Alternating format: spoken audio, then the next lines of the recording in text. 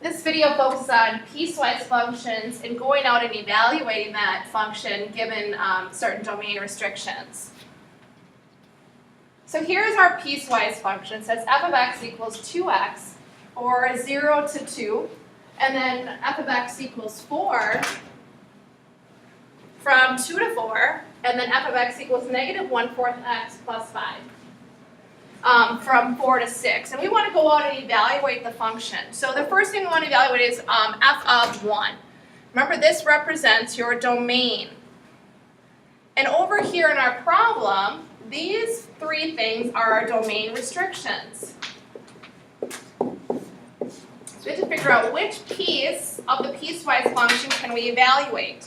So if we have f of 1, we have to figure out where does 1 fall up in our domain restrictions. Well, it falls right here between 0 and 2. So what we evaluated for is 2x. So I'm just going to say f of x equals 2x. And what we're going to sub in is f of 1 into that 2x piece. So when you reevaluate, you sub it in for x into the variable. So you get 2. So the answer is f of 1 equals 2. Now let's head down to the second example, f of 5. So f of 5, this is your domain, and you want to substitute in the appropriate functions restriction, and where 5 falls is between 4 and 6. So we're going to evaluate it for this piece.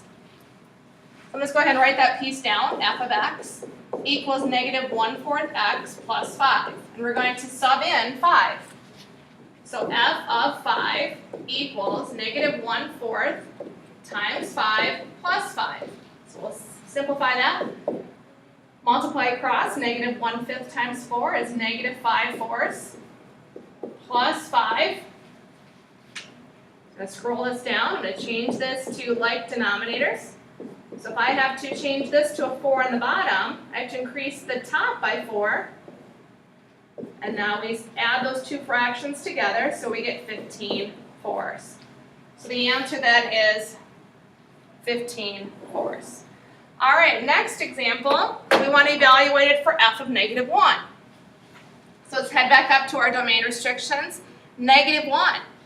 Well, if we look at all these domain restrictions, there is nothing in the negative values. So this cannot happen. You cannot evaluate it for f of negative 1 because it's not in any of the domain restrictions. So it doesn't exist or can't happen, whatever you want to write there. All right, our last one, f of 3. So here's 3. Let's head back up to our domain restrictions. Where does 3 fall in our domain restrictions? Well, that happens between 2 and 4. So we're going to evaluate it for f of x equals 4.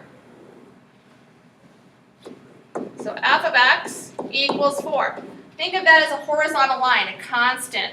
So if you substitute f of 3 in, you're going to always get in that piece the 4 as your answer. We're now done with this evaluating the piecewise function for certain values. Great job.